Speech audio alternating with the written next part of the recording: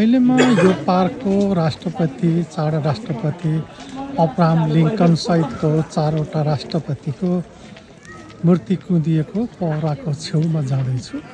यहाँले देख्न सक्नुहुन्छ विभिन्न देशको विभिन्न युनियनहरूको झन्डा छ।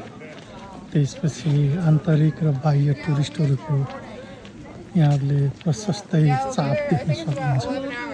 मानिसहरू यहाँ आउने, फोटो खिच्ने, रिल बनाउने आदि काममा मान्छेहरू व्यस्त रहन्छ। यो 50वटा राज्यको, अमेरिकाको 50वटा राज्यको झन्डा यहाँले यहाँ देख्न सक्नुहुन्छ।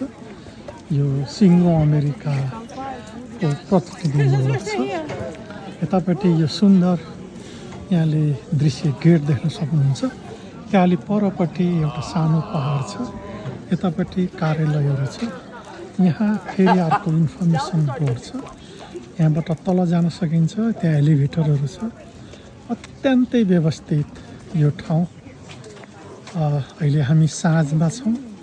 साँझको बेला करिब 6:15 बजे यो यहाँले देख्न सक्नुहुन्छ। तल पार्क अफिसहरू, स्टेडियमहरू, सानो स्टेडियमहरू छ। सानो जङ्गल।